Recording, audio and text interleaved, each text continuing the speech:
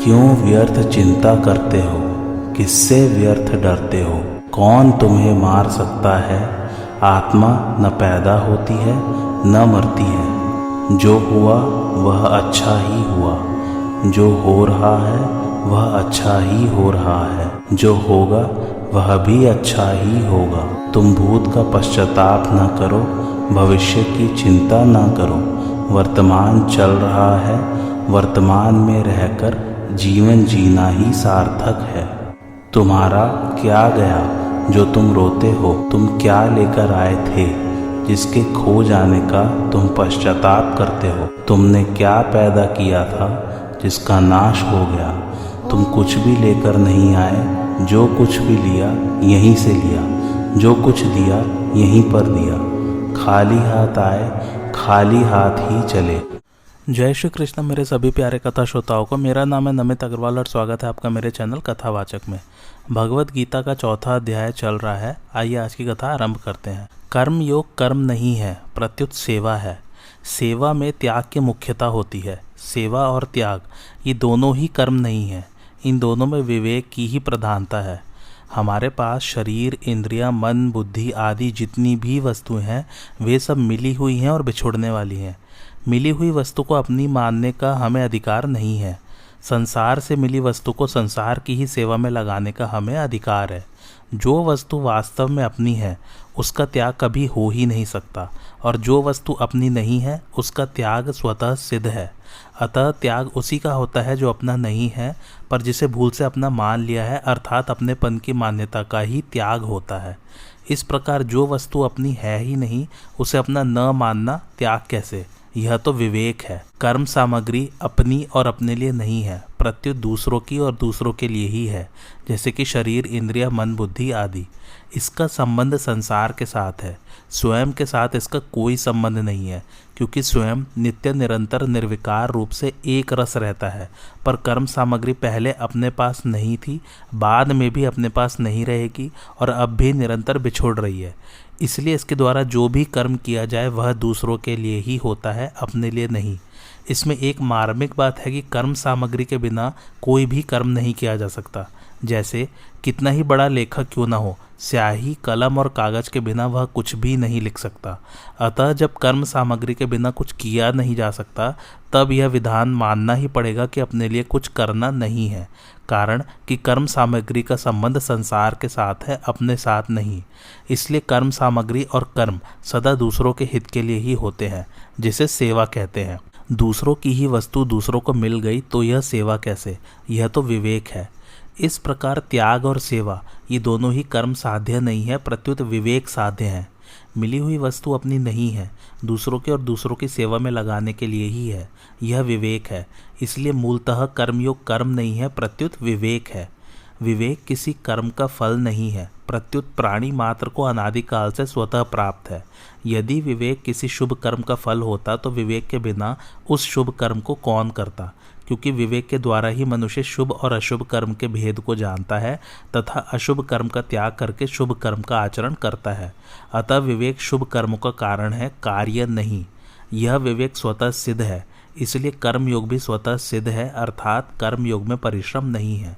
इसी प्रकार ज्ञान योग में अपना असंग स्वरूप स्वतः सिद्ध है और भक्ति योग में भगवान के साथ अपना संबंध स्वतः सिद्ध है। जीव स्वयं शुभ है और परिवर्तनशील संसार अशुभ है। जीव स्वयं परमात्मा का नित्य अंश होते हुए भी परमात्मा से विमुख होकर अनित्य संसार में फंस गया है। भगवान कहते हैं कि मैं उस कर्म तत्व का वर्णन करूंगा जिसे जानकर कर्म करने से तू अशुभ से अर्थात जन्म मरण रूप संसार बंधन से मुक्त हो जाएगा। कर्म योग का तात्पर्य है कर्म संसार के लिए और योग अपने लिए। कर्म के दो अर्थ होते हैं, करना और न करना। कर्म करना और न करना ये दोनों प्राकृत अवस्थाएं हैं। इन दोनों ही अवस्थाओं में अहमता रहती है। कर्म करने में कार्य रूप से अहमता रहती है और कर्म न करने में कारण रूप से। जब तक अहमता है तब तक संसार से संबंध है, और जब तक संसार से संबंध है तब तक अहमता है। परंतु योग दोनों अवस्थाओं से अतीत है। उस योग का अनुभव करने के लिए अहमता से रहित होना आवश्यक है। अहमता से रहित होने का उपाय है कर्म करते हुए अथवा न करते हुए योग में स्थित रहना और योग में स्थित रहते हुए कर्म करना अथवा न करना। तात्पर्य है कि कर्म करने अथवा न करने दोनों अवस्थाओं में निर्लिप्तता रहे।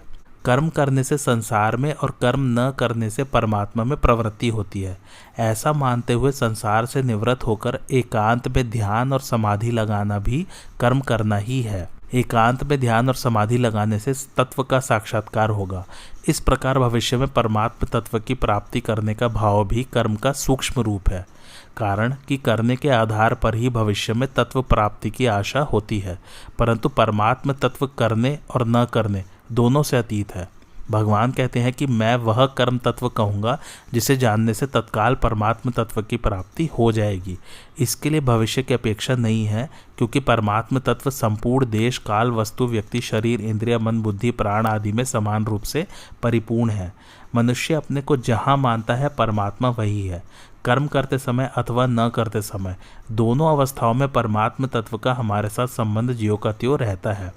केवल प्रकृति जन्य क्रिया और पदार्थ से संबंध मानने के कारण ही उसकी अनुभूति नहीं हो रही है। अहमता पूर्वक किया हुआ साधन और साधन का अभिमान जब तक रहता है तब तक अहमता मिटती नहीं, प्रत्युत दृढ़ होती है, चाहे वह अहमता स्थूल रूप से रहे अथवा सूक्ष्म रूप से। मैं करता हूँ इसमें जैसी अहमता है, ऐसी ही अहमता मैं नहीं करता हूँ इसमें भी है। अपने लिए कुछ न करने से अर्थात कर्म मात्र संसार के हित के लिए करने से अहमता संसार में विलीन हो जाती है। अब भगवान कर्मों के तत्व को जानने की प्रेरणा करते हैं। कर्मणो ह्रापि बोद्धव्यम बोद्धव्यम च विकर्मणः अकर्मणश्च बोद्धव्यम गहना कर्मणो गति। अर्थात कर्मों का तत्व भी जानना चाहिए और अकर्म का तत्व भी जानना चाहिए तथा विकर्म का तत्व भी जानना चाहिए, क्योंकि कर्मों की गति गहन है अर्थात समझने में बड़ी कठिन है। भावार्थ, कर्म करते हुए निर्लिप्त रहना ही कर्म के तत्व को जानना है। कर्म स्वरूप से एक दिखने पर भी अंतःकरण के भाव के अनुसार उसके तीन भेद हो जाते हैं, कर्म अकर्म और विकर्म। सकाम भाव से की गई शास्त्र विहित क्रिया कर्म बन जाती है। फल इच्छा ममता और आसक्ति से रहित होकर केवल दूसरों के हित के लिए किया गया कर्म अकर्म बन जाता है। विहित कर्म भी यदि दूसरे का अहित करने अथवा उसे दुख पहुंचाने के भाव से किया गया हो तो वह भी विकर्म बन जाता है। निषिद्ध कर्म तो विकर्म है ही। निर्लिप्त रहते हुए कर्म करना ही अकर्म के तत्व को जानना है। कामना से कर्म होते हैं, जब कामना अधिक बढ़ जाती है तब विकर्म होते हैं अर्थात पाप कर्म होते हैं। भगवान ने बताया है कि अगर युद्ध जैसा हिंसा युक्त घोर कर्म भी शास्त्र की आज्ञा से और समता पूर्वक किया जाए तो उससे पाप नहीं लगता। तात्पर्य यह है कि समता पूर्वक कर्म करने से दिखने में विकर्म होता हुआ भी वह अकर्म हो जाता है। शास्त्र निषिद्ध कर्म का नाम विकर्म है। विकर्म के होने में कामना ही हेतु है, अतः विकर्म का तत्व है कामना और विकर्म के तत्व को जानना है। विकर्म का स्वरूप से त्याग करना तथा उसके कारण कामना का त्याग करना। काम अर्थात कामना ही संपूर्ण आसुरी संपत्ति अर्थात विकर्म का कारण है। कौन सा कर्म मुक्त करने वाला और कौन सा कर्म बांधने वाला है, इसका निर्णय करना बड़ा कठिन है। कर्म क्या है, अकर्म क्या है और विकर्म क्या है, इसका यथार्थ तत्व जानने में बड़े बड़े शास्त्रज्ञ विद्वान भी अपने आप को असमर्थ पाते हैं। अर्जुन भी इस तत्व को न जानने के कारण अपने युद्ध रूप कर्तव्य कर्म को घोर कर्म मान रहे हैं। अतः कर्म की गति बहुत गहन है। यहाँ पर एक शंका हो सकती है कि इस श्लोक में भगवान ने यह कहा कि विकर्म का तत्व भी जानना चाहिए, परंतु पहले के श्लोकों में भगवान ने विकर्म के विषय में कुछ कहा ही नहीं, फिर केवल इस श्लोक में ही विकर्म की बात क्यों कही? इसका समाधान यह है कि पहले के श्लोकों में भगवान ने मुख्य रूप से कर्म में अकर्म की बात कही है, जिससे सब कर्म अकर्म हो जाए अर्थात कर्म करते हुए भी बंधन न हो। विकर्म कर्म के बहुत पास पड़ता है, क्योंकि कर्मों में कामना ही विकर्म का मुख्य हेतु है। अतः कामना का त्याग करने के लिए तथा विकर्म को निकृष्ट बताने के लिए भगवान ने विकर्म का नाम लिया है। जिस कामना से कर्म होते हैं उसी कामना के अधिक बढ़ने पर विकर्म होने लगते हैं, परंतु कामना नष्ट होने पर सब कर्म अकर्म हो जाते हैं। इस प्रकरण का खास तात्पर्य अकर्म को जानने में ही है और अकर्म होता है कामना का नाश होने पर। कामना का नाश होने पर विकर्म होता ही नहीं, अतः विकर्म के विवेचन की जरूरत ही नहीं। इसलिए इस प्रकरण में विकर्म की बात नहीं आई है। दूसरी बात, पापजनक और नरकों की प्राप्ति कराने वाला होने के कारण विकर्म सर्वथा त्याज्य है, इसलिए भी इसका विस्तार नहीं किया गया है। हाँ, विकर्म के मूल कारण कामना का त्याग करने का भाव इस प्रकरण में मुख्य रूप से आया है। इस प्रकार विकर्म के मूल कामना के त्याग का वर्णन करने के लिए ही इस श्लोक में विकर्म को जानने की बात कही गई है। हमारे लिए और दूसरों के लिए अभी और परिणामों में किस कर्म का क्या फल होता है यह समझना बड़ा कठिन है। किसी कर्म को करने में मनुष्य अपना हित समझता है पर हो जाता है अहित। वह लाभ के लिए करता है पर हो जाता है नुकसान। वह सुख के लिए करता है पर मिलता है दुख। कारण की कर्तृत्वाभिमान और फलेच्छा रहने के कारण मनुष्य कर्मों की गति को नहीं समझ सकता। अब भगवान कर्मों के तत्व को जानने वाले मनुष्य की प्रशंसा करते हैं। कर्मण्य कर्म यह पश्येदक कर्मणि च कर्म यह स बुद्धिमान मनुष्येषु स युक्तः कृतस्न कर्म कृत। अर्थात जो मनुष्य कर्म में अकर्म देखता है और जो अकर्म में कर्म देखता है वह मनुष्य में बुद्धिमान है, वह योगी है और संपूर्ण कर्मों को करने वाला कृतकृत्य है। भावार्थ, कर्म में अकर्म देखने का तात्पर्य है कर्म करते हुए अथवा न करते हुए उससे निर्लिप्त रहना, अर्थात अपने लिए कोई भी प्रवृत्ति या निवृत्ति न करना। अमुक कर्म मैं करता हूँ, इस कर्म का अमुक फल मुझे मिले, ऐसा भाव रखकर कर्म करने से ही मनुष्य कर्मों से बंधता है। प्रत्येक कर्म का आरंभ और अंत होता है, इसलिए उसका फल भी आरंभ और अंत होने वाला होता है, परंतु जीव स्वयं नित्य निरंतर रहता है। इस प्रकार यद्यपि जीव स्वयं परिवर्तनशील कर्म और उसके फल से सर्वथा संबंध रहित है, फिर भी वह फल की इच्छा के कारण उनसे बंध जाता है। इसलिए भगवान ने कहा है कि मेरे को कर्म नहीं बांधते, क्योंकि कर्म फल में मेरी स्पृहा नहीं है। फल की स्पृहा या इच्छा ही बांधने वाली है। फल की इच्छा न रखने से नया राग उत्पन्न नहीं होता और दूसरों के हित के लिए कर्म करने से पुराना राग नष्ट हो जाता है। इस प्रकार राग रूप बंधन न रहने से साधक सर्वथा वीत राग हो जाता है। वीत राग होने से सब कर्म अकर्म हो जाते हैं। जीव का जन्म कर्मों के अनुबंध से होता है। जैसे जिस परिवार में जन्म लिया है उस परिवार के लोगों से ऋणानुबंध है, अर्थात किसी का ऋण चुकाना है और किसी से ऋण वसूल करना है। कारण कि अनेक जन्मों में अनेक लोगों से लिया है और अनेक लोगों को दिया है। यह लेन देन का व्यवहार अनेक जन्मों से चला आ रहा है। इसको बंद किए बिना जन्म मरण से छुटकारा नहीं मिल सकता। इसको बंद करने का उपाय है आगे से लेना बंद कर दे, अर्थात अपने अधिकार का त्याग कर दे और हमारे पर जिनका अधिकार है उनकी सेवा करनी आरंभ कर दे।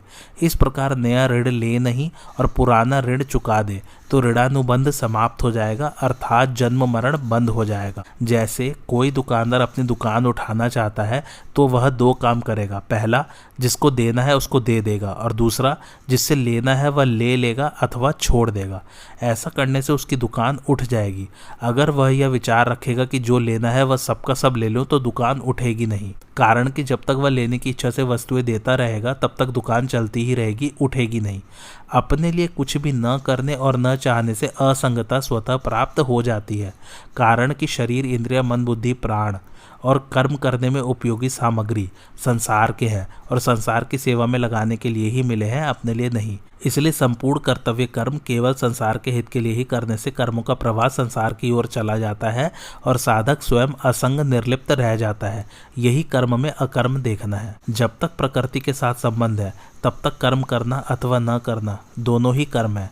इसलिए कर्म करने अथवा न करने दोनों ही अवस्थाओं में कर्मयोगी को निर्लिप्त रहना चाहिए। कर्म करने में निर्लिप्त रहने का तात्पर्य है कर्म करने से हमें अच्छा फल मिलेगा, हमें लाभ होगा, हमारी सिद्धि होगी, लोग हमें अच्छा मानेंगे, इस लोक में और परलोक में भोग मिलेंगे। इस प्रकार की किसी भी इच्छा का न होना। ऐसे ही कर्म न करने में निर्लिप्त रहने का तात्पर्य है कर्मों का त्याग करने से हमें मान, आदर, भोग, शरीर का आराम आदि मिलेंगे। इस प्रकार के किंचित मात्र भी इच्छा का न होना। दुख समझकर एवं शारीरिक क्लेश के भय से कर्म न करना राजस त्याग है और मोह, आलस्य, प्रमाद के कारण कर्म न करना तामस त्याग है। ये दोनों ही त्याग सर्वथा त्याज्य हैं। इसके सिवाय कर्म न करना यदि अपनी विलक्षण स्थिति के लिए है, समाधि का सुख भोगने के लिए है, जीवन मुक्ति का आनंद लेने के लिए है, तो इस त्याग से भी प्रकृति का संबंध विच्छेद नहीं होता। कारण कि जब तक कर्म न करने से संबंध है तब तक प्रकृति से संबंध बना रहता है। प्रकृति से सर्वथा संबंध विच्छेद होने पर कर्मयोगी कर्म करने और न करने इन दोनों अवस्थाओं में ज्यों का त्यों निर्लिप्त रहता है। अकर्म में कर्म देखने का तात्पर्य है निर्लिप्त रहते हुए कर्म करना अथवा न करना। भाव है कि कर्म करते समय अथवा न करते समय भी नित्य निरंतर निर्लिप्त रहे। संसार में कोई कार्य करने करने के लिए प्रवृत्त होता है तो उसके सामने प्रवृत्ति और निवृत्ति दोनों आती है, अर्थात करना और न करना दोनों आती है। किसी कार्य में प्रवृत्ति होती है और किसी कार्य से निवृत्ति होती है, परंतु कर्मयोगी की प्रवृत्ति और निवृत्ति दोनों निर्लिप्तता पूर्वक और केवल संसार के हित के लिए होती है।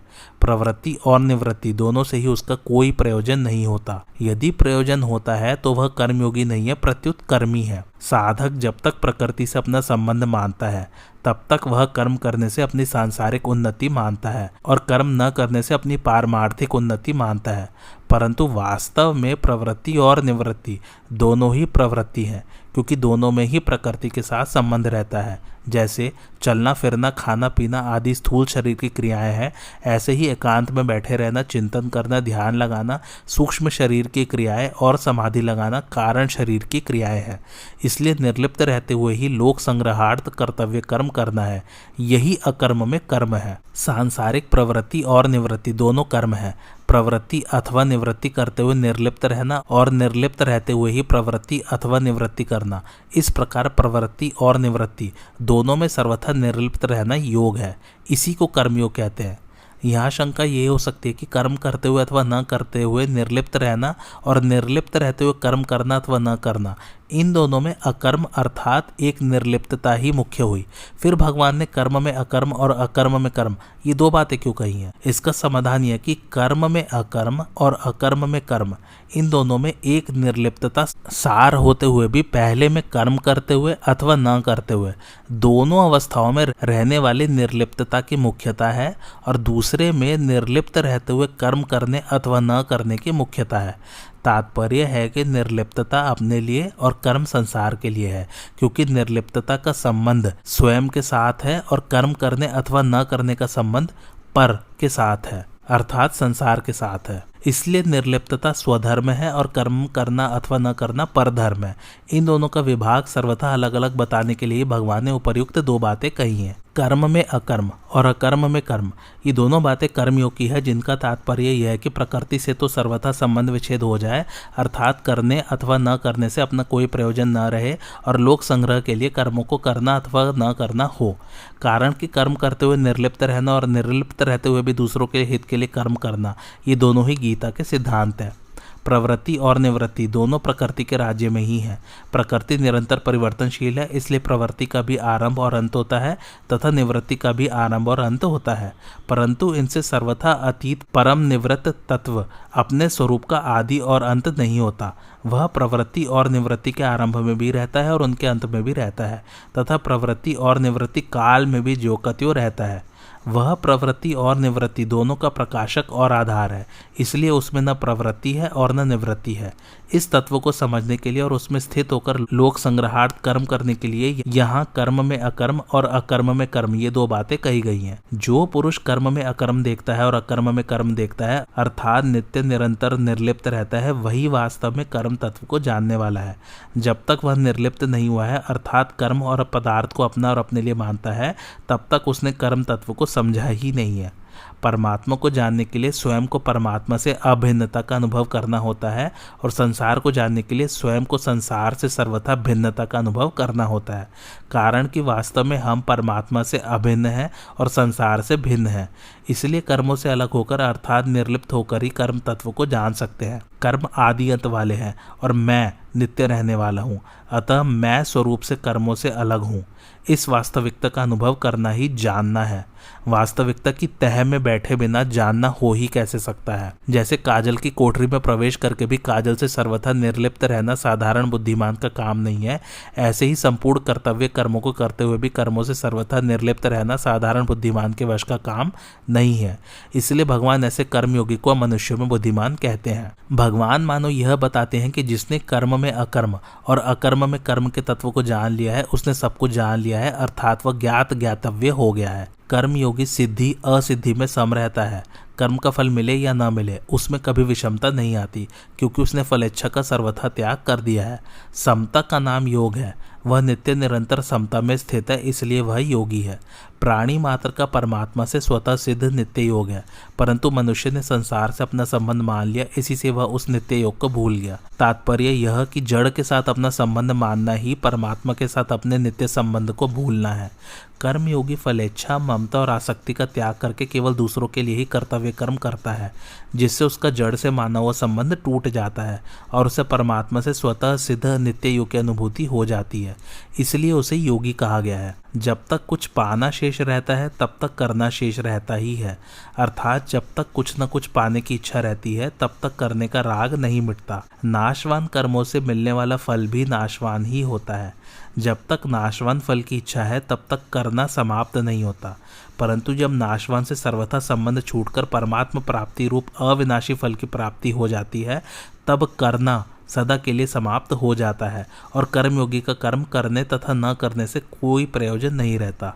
ऐसा कर्मयोगी संपूर्ण कर्मों को करने वाला है, अर्थात उसके लिए अब कुछ करना शेष नहीं है, वह कृतकृत्य हो गया है। करना, जानना और पाना शेष नहीं रहने से वह कर्मयोगी अशुभ संसार बंधन से मुक्त हो जाता है। एक विभाग कर्म का है और एक विभाग अकर्म का है। इन दोनों में अकर्म ही सार तत्व है।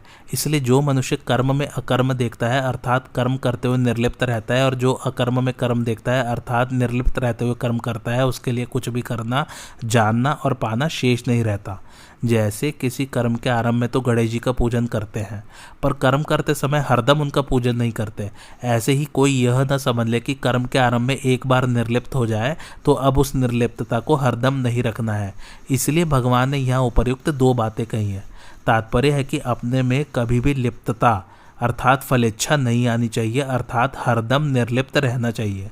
भगवान ने कहा है कि कर्म न करने की अपेक्षा कर्म करना श्रेष्ठ है, और यहाँ बताते हैं कि कर्म करने की अपेक्षा भी अकर्म को देखना श्रेष्ठ है, और ऐसा देखने वाले मनुष्य के लिए कुछ भी करना, जानना और पाना शेष नहीं रहता। इससे सिद्ध होता है कि मनुष्य में फलेच्छा और कर्तृत्वाभिमान नहीं रहने चाहिए, क्योंकि इन दोनों से ही मनुष्य बंधता है। अब भगवान आगे के 2 श्लोकों में कर्म में अकर्म और अकर्म में कर्म देखने वाले अर्थात कर्मों का तत्व जानने वाले सिद्ध कर्मयोगी महापुरुष का वर्णन करते हैं।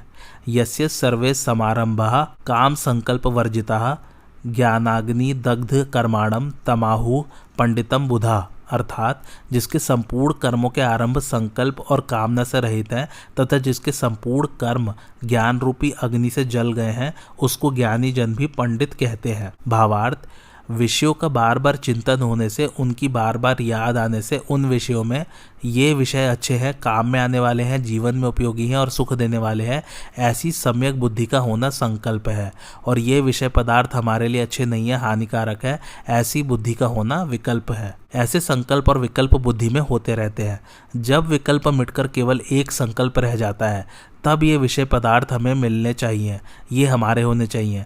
इस तरह अंतःकरण में उनको प्राप्त करने की इच्छा जो पैदा हो जाती है उसका नाम कामना है। कर्मयोग से सिद्ध हुए महापुरुष में संकल्प और कामना दोनों ही नहीं रहते, अर्थात उसमें न तो कामनाओं का कारण संकल्प रहता है और न संकल्पों का कार्य कामना ही रहती है। अतः उसके द्वारा जो भी कर्म होते हैं वे सब संकल्प और कामना से रहित होते हैं। संकल्प और कामना ये दोनों कर्म के बीज हैं। संकल्प और कामना न रहने पर कर्म अकर्म हो जाते हैं, अर्थात कर्म बांधने वाले नहीं होते।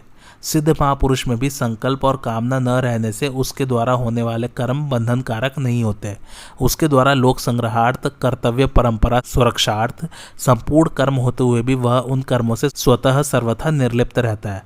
भगवान ने कहीं पर संकल्पों का, कहीं पर कामनाओं का और कहीं पर संकल्प तथा कामना दोनों का त्याग बताया है।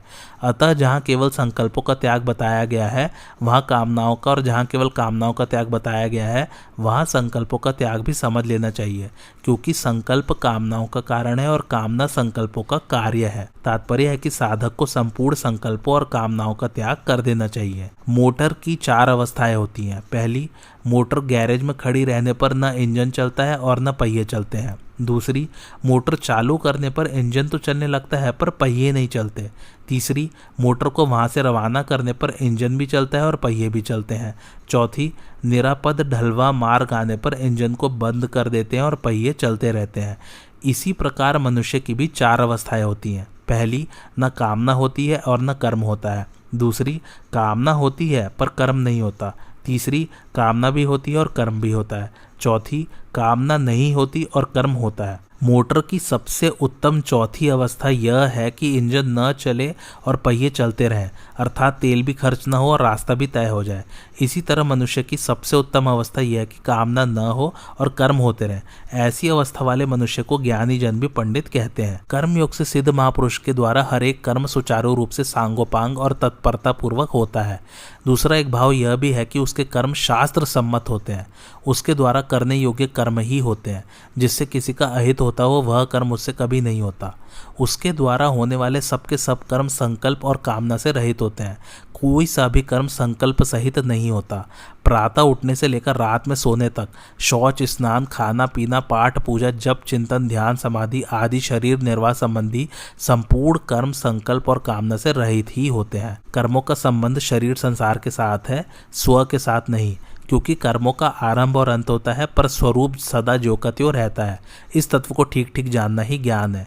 इस ज्ञान रूप अग्नि से संपूर्ण कर्म भस्म हो जाते हैं, अर्थात कर्मों में फल देने की शक्ति नहीं रहती, अर्थात बांधने की शक्ति नहीं रहती।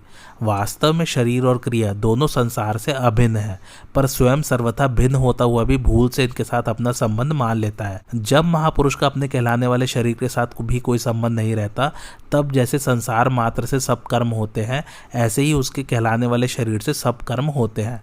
इस प्रकार कर्मों से निर्लिप्तता का अनुभव होने पर उस महापुरुष के वर्तमान कर्म ही नष्ट नहीं होते, प्रत्युत संचित कर्म भी सर्वथा नष्ट हो जाते हैं। प्रारब्ध कर्म भी केवल अनुकूल या प्रतिकूल परिस्थिति के रूप में उसके सामने आकर नष्ट हो जाते हैं, परंतु फल से असंग होने के कारण वह उनका भोक्ता नहीं बनता, अर्थात किंचित मात्र भी सुखी या दुखी नहीं होता।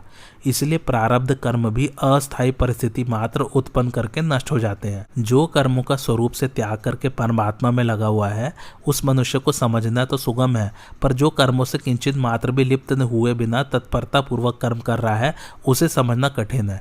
संतों की वाणी में आया है, संसार में बाहर से त्याग करने वाले त्यागी पुरुष की महिमा तो सब गाते हैं, पर गृहस्थ में रहकर सब कर्तव्य कर्म करते हुए भी जो निर्लिप्त रहता है, उस भीतर का त्याग करने वाले पुरुष को समझने वाला कोई बिरला ही होता है। जैसे कमल का पत्ता जल में ही उत्पन्न होकर और जल में रहते हुए भी जल से लिप्त नहीं होता, ऐसे ही कर्मयोगी मनुष्य शरीर में ही उत्पन्न होकर और कर्ममय जगत में रहकर कर्म करते हुए भी कर्मों से लिप्त नहीं होता। मूढ़ पुरुष की निवृत्ति भी प्रवृत्ति को उत्पन्न करने वाली होती है और ज्ञानी पुरुष की प्रवृत्ति भी निवृत्ति रूप फल को देने वाली होती है। कर्मों से लिप्त न होना कोई साधारण बुद्धिमानी का काम नहीं है। पहले के श्लोक में भगवान ने ऐसे कर्मयोगी को मनुष्यों में बुद्धिमान कहा है और यहाँ कहा है कि उसे ज्ञानी जन भी पंडित अर्थात बुद्धिमान कहते हैं। भाव यह है कि ऐसा कर्मयोगी पंडितों का भी पंडित, ज्ञानियों का भी ज्ञानी है। त्यक्त्वा कर्म फला संगम नित्य तृप्तो निराश्रय कर्मण्य भी प्रवृत्तोपि नैव किंचित करोति सह, अर्थात जो कर्म और फल की आसक्ति का त्याग करके आश्रय से रहित और सदा तृप्त है, वह कर्मों में अच्छी तरह लगा हुआ भी वास्तव में कुछ भी नहीं करता। भावार्थ, जब कर्म करते समय कर्ता का यह भाव रहता है कि शरीर आदि कर्म सामग्री मेरी है, मैं कर्म करता हूँ, कर्म मेरा और मेरे लिए है तथा इसका मेरे को अमुक फल मिलेगा, तब वह कर्म फल का हेतु बन जाता है। कर्मयोग से सिद्ध महापुरुष को प्राकृत पदार्थों से सर्वथा संबंध विच्छेद का अनुभव हो जाता है। इसलिए कर्म करने की सामग्री में, कर्म में तथा कर्म फल में किंचित मात्र भी आसक्ति न रहने के कारण वह कर्म फल का हेतु नहीं बनता। सेना विजय की इच्छा से युद्ध करती है। विजय होने पर विजय सेना की नहीं प्रत्युत राजा की मानी जाती है, क्योंकि राजा ने ही सेना के जीवन निर्वाह का प्रबंध किया है, उसे युद्ध करने की सामग्री दी है और उसे युद्ध करने की प्रेरणा की है, और सेना भी राजा के लिए ही युद्ध करती है। इसी प्रकार शरीर, इंद्रिय, मन, बुद्धि आदि कर्म सामग्री के साथ संबंध जोड़ने से ही जीव उनके द्वारा किए गए कर्मों के फल का भागी होता है। कर्म सामग्री के साथ किंचित मात्र भी संबंध न होने के कारण महापुरुष का कर्म फल के साथ कोई संबंध नहीं होता। वास्तव में कर्म फल के साथ स्वरूप का संबंध है ही नहीं, कारण कि स्वरूप चेतन, अविनाशी और निर्विकार है, परंतु कर्म और कर्म फल दोनों जड़ तथा विकारी हैं और उनका आरंभ तथा अंत होता है। सदा स्वरूप के साथ न तो कोई कर्म रहता है तथा न कोई फल ही रहता है। इस तरह यद्यपि कर्म और फल से स्वरूप का कोई संबंध नहीं है, तथापि जीव ने भूल से उनके साथ अपना संबंध मान लिया है। यह माना हुआ संबंध ही बंधन का कारण है। अगर यह माना हुआ संबंध मिट जाए तो कर्म और फल से उसकी स्वतः सिद्ध निर्लिप्तता का बोध हो जाता है। देश, काल, वस्तु, व्यक्ति, परिस्थिति आदि का किंचित मात्र भी भी आश्रय न लेना ही निराश्रय अर्थात आश्रय से रहित होना है।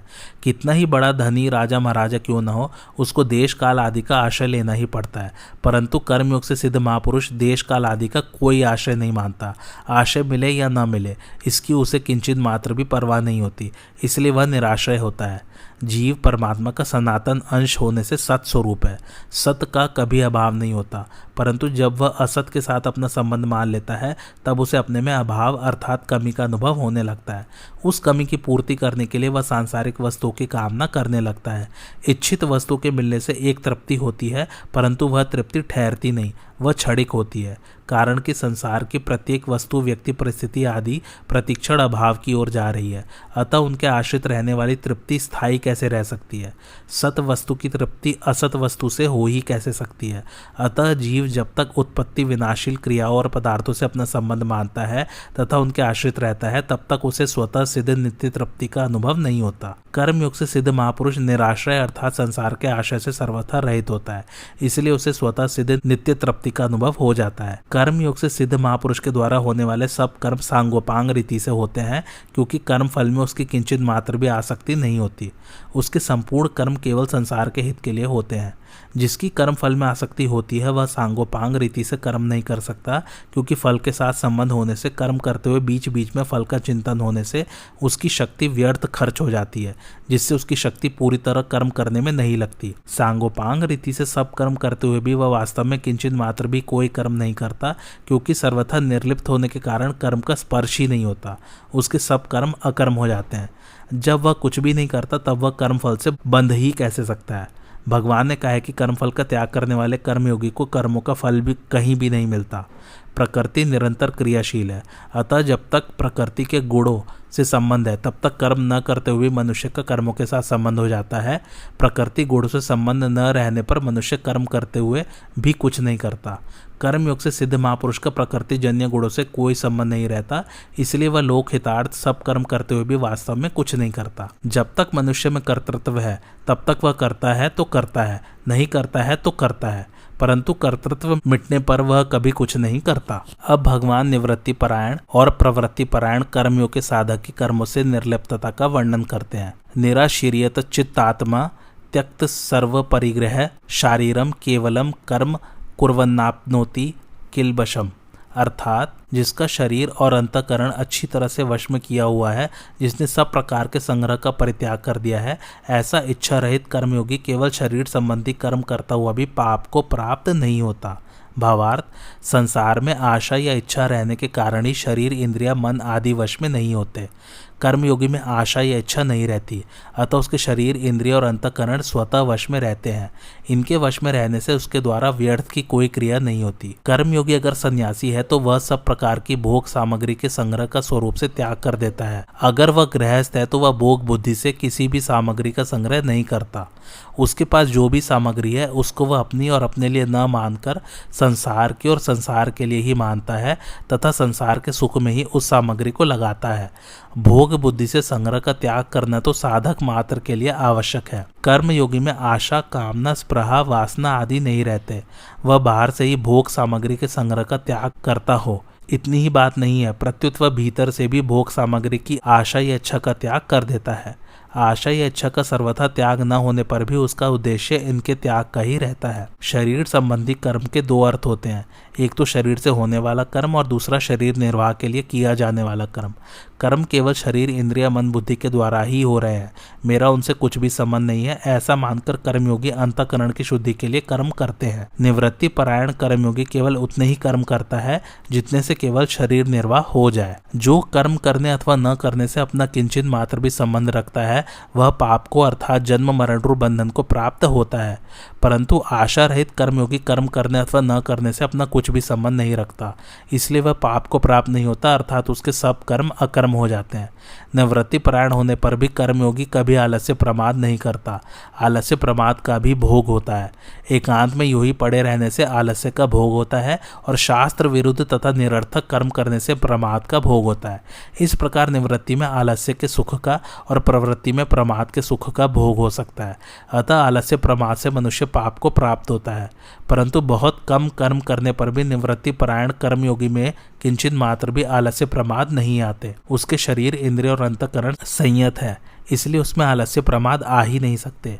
शरीर, इंद्रिय तथा अंतःकरण के वश में होने से, भोग सामग्री का त्याग करने से तथा आशा, कामना, ममता आदि से रहित होने से उसके द्वारा निषिद्ध क्रिया हो सकती ही नहीं। यहाँ शंका हो सकती है कि जब उसके द्वारा पाप क्रिया हो सकती ही नहीं, तब यह क्यों कहा गया कि वह पाप को प्राप्त नहीं होता। इसका समाधान यह है कि क्रिया मात्र के आरंभ में अनिवार्य दोष पाए जाते हैं, परंतु मूल में असत के संग, कामना, ममता और आसक्ति से ही पाप लगते हैं। कर्म योग में कामना, ममता और आसक्ति होती ही नहीं, अथवा उसका कामना, ममता और आसक्ति का उद्देश्य ही नहीं होता, इसलिए उसका कर्म करने से अथवा न करने से कोई प्रयोजन नहीं होता। इसी कारण न तो उसे कर्मों में रहने वाला आनुषंगिक पाप लगता है और न उसे शास्त्र विहित कर्मों के त्याग का ही पाप लगता है। दूसरी एक शंका यह हो सकती है कि भगवान ने सिद्ध महापुरुष को भी अपने लिए कोई कर्तव्य शेष न रहने पर भी लोक संग्रह के लिए कर्म करने की प्रेरणा की है। अपने लिए भी भगवान ने कहा है कि त्रिलोकी में कुछ भी कर्तव्य और प्राप्तव्य न होने पर भी मैं सावधानी पूर्वक कर्म करता हूँ। अतः शरीर निर्वाह मात्र के लिए कर्म करने वाले कर्मयोगी को क्या लोक संग्रह के त्याग का दोष नहीं लगेगा? इसका समाधान यह कि कामना, ममता आदि न रहने के कारण उसे कोई दोष नहीं लगता। यद्यपि सिद्ध महापुरुष में और भगवान में कामना, ममता आदि का सर्वथा अभाव होता है, तथापि वे जो लोक संग्रह के लिए कर्म करते हैं यह उनकी दया कृपा ही है। वास्तव में वे लोक संग्रह करें अथवा न करें, इसमें वे स्वतंत्र हैं, इसकी उन पर कोई जिम्मेवारी नहीं है। वास्तव में यह भी निवृत्ति परायण साधकों के लिए एक लोक संग्रह ही है। लोक संग्रह किया नहीं जाता, प्रत्युत होता है। तीसरी एक शंका यह भी हो सकती है कि भगवान ने केवल अपने शरीर का पोषण करने वाले मनुष्य को पापी कहा है और यहाँ कहते हैं कि शरीर निर्वाह मात्र के लिए कर्म करने वाला पाप को नहीं प्राप्त होता। दोनों का सामंजस्य कैसे हो? इसका समाधान यह कि जब तक भोग बुद्धि है और कर्मों तथा पदार्थों में आसक्ति बनी हुई है, तब तक कर्म करने अथवा न करने से पाप लगता ही है। परंतु उस कर्म योगी में भोग बुद्धि नहीं है और कर्मों तथा पदार्थों में आसक्ति भी नहीं है, अतः सर्वथा निर्लिप्त होने से उसे कर्म करने अथवा न करने से किंचित मात्र भी पाप नहीं लगता। एक प्रश्न यहाँ पर यह आता है कि इस श्लोक को अगर सांख्य योगी का मान लें तो क्या आपत्ति है, क्योंकि इसमें आए सब लक्षण सांख्य योगी में घटते हैं। उत्तर यह कि पहली बात तो यह है कि यहाँ कर्मयोग का प्रसंग है, इसलिए यह श्लोक मुख्य रूप से कर्मयोगी का ही है। दूसरी बात, सांख्य योगी अपने को कर्ता मानता ही नहीं, उसमें मैं कुछ भी नहीं करता हूँ ऐसा स्पष्ट विवेक रहता है। फिर उसके लिए कर्म करता हुआ भी पाप को नहीं प्राप्त होता, ऐसा कहना कैसे बन सकता है? कर्मयोग के साधक में वैसा स्पष्ट विवेक जागृत न होने पर भी उसका यह निश्चय रहता है कि मेरा कुछ नहीं है, मेरे लिए कुछ नहीं चाहिए और मेरे लिए कुछ नहीं करना है। इन तीन बातों का दृढ़ निश्चय रहने के कारण वह कर्म करते हुए भी उनसे निर्लिप्त रहता है। लोगों में प्राय ऐसी मान्यता है कि कर्मयोगी गृहस्थ आश्रम में और ज्ञान योगी संन्यास आश्रम में रहता है, परंतु वास्तव में ऐसी बात नहीं है। जिसे शरीर से अपनी अलग सत्ता का स्पष्ट विवेक है वह ज्ञान योगी ही है, चाहे वह गृहस्थ आश्रम में हो अथवा संन्यास आश्रम में। जिसमें इतना विवेक नहीं है पर उपयुक्त तीन बातों का निश्चय पक्का है वह कर्मयोगी ही है, चाहे वह गृहस्थ आश्रम में हो अथवा संन्यास आश्रम में। यद्रच्छालाभ संतुष्टो द्वंद्वातीतो विमत्सरः समः सिद्धा व सिद्धौ च कृत्वापि न निबध्यते। अर्थात जो कर्मयोगी फल की इच्छा के बिना अपने आप जो कुछ मिल जाए उसमें संतुष्ट रहता है और जो ईर्ष्या से रहित, द्वंद्वों से रहित तथा सिद्धि और असिद्धि में सम है, वह कर्म करते हुए भी उससे नहीं बंधता। भावार्थ, कर्मयोगी निष्काम भावपूर्वक सांगोपांग रीति से संपूर्ण कर्तव्य कर्म करता है। फल प्राप्ति का उद्देश्य न रखकर कर्म करने पर फल के रूप में उसे अनुकूलता या प्रतिकूलता, लाभ या हानि, मान या अपमान, स्तुति या निंदा आदि जो कुछ मिलता है उससे उसके अंतःकरण में कोई असंतोष पैदा नहीं होता। जैसे वह व्यापार करता है तो उसे व्यापार में लाभ हो अथवा हानि, उसके अंतःकरण पर उसका कोई असर नहीं पड़ता। वह हर एक परिस्थिति में समान रूप से संतुष्ट रहता है क्योंकि उसके मन में फल की इच्छा नहीं होती। तात्पर्य यह है कि व्यापार में उसे लाभ हानि का ज्ञान तो होता है तथा वह उसके अनुसार यथोचित चेष्टा भी करता है, पर परिणाम में वह सुखी दुखी नहीं होता। यदि साधक के अंतःकरण पर अनुकूलता प्रतिकूलता का थोड़ा असर पड़ भी जाए तो भी उसे घबराना नहीं चाहिए, क्योंकि साधक के अंतःकरण में वह प्रभाव स्थायी नहीं रहता, शीघ्र मिट जाता है। कर्मयोगी संपूर्ण प्राणियों के साथ अपनी एकता मानता है, इसलिए उसका किसी भी प्राणी से किंचित मात्र भी ईर्ष्या का भाव नहीं रहता। अपने में किसी प्राणी के प्रति किंचित मात्र भी ईर्ष्या का भाव न आ जाए, इस विषय में कर्मयोगी बहुत सावधान रहता है, कारण कि कर्मयोगी की संपूर्ण क्रियाएं प्राणी मात्र के हित के लिए ही होती है। अतः यदि उसमें किंचित मात्र भी ईर्ष्या का भाव होगा तो उसकी संपूर्ण क्रियाएं दूसरों के हित के लिए नहीं हो सकेंगी। ईर्ष्या दोष बहुत सूक्ष्म है। दो दुकानदार हैं और आपस में मित्रता रखते हैं। उनमें एक की दुकान दूसरे की अपेक्षा ज़्यादा चल जाए तो दूसरे में थोड़ी ईर्ष्या पैदा हो जाएगी कि उसकी दुकान ज़्यादा चल गई, मेरी कम चली। इस प्रकार ईर्ष्या दोष के कारण मित्र से भी मित्र की उन्नति नहीं सही जाती। जहाँ आपस में प्रेम है, एकता है, मित्रता है, वहाँ भी ईर्ष्या दोष आ जाता है। फिर जहाँ वैर भिन्नता आदि हो वहाँ का तो कहना ही क्या है। इसलिए साधक को इस दोष से बचने के लिए विशेष सावधान रहना चाहिए। कर्मयोगी लाभ हानि, मान अपमान, स्तुति निंदा, अनुकूलता प्रतिकूलता, सुख दुख आदि द्वंद्वों से अतीत होता है। इसलिए उसके अंतःकरण में उन द्वंद्वों से होने वाले राग द्वेष हर्ष शोक आदि विकार नहीं होते। द्वंद्व अनेक प्रकार के होते हैं, जैसे भगवान का सगुण साकार रूप ठीक है या निर्गुण निराकार रूप ठीक है, अद्वैत सिद्धांत ठीक है या द्वैत सिद्धांत ठीक है, भगवान में मन लगा या नहीं लगा, एकांत मिला या नहीं मिला, शांति मिली या नहीं मिली, सिद्धि मिली या नहीं मिली इत्यादि। इन सब द्वंद्वों के साथ संबंध न होने से ही साधक निर्द्वंद होता है। जैसे तराजू किसी भी तरफ झुक जाए तो वह बराबर नहीं कहलाता, ऐसे ही साधक के अंतःकरण में किसी भी तरफ झुकाव हो जाए तो वह द्वंद्वातीत नहीं कहलाता। कर्मयोगी सब प्रकार के द्वंद्वों से अतीत होता है, इसलिए वह सुखपूर्वक संसार बंधन से मुक्त हो जाता है। आज की कथा यही समाप्त होती। कैसी लगी आप लोगों को मेरी कथा मुझे कमेंट करके ज़रूर बताइए और मेरे चैनल कथावाचक को लाइक शेयर और सब्सक्राइब जरूर कीजिए। Thanks for watching. धन्यवाद।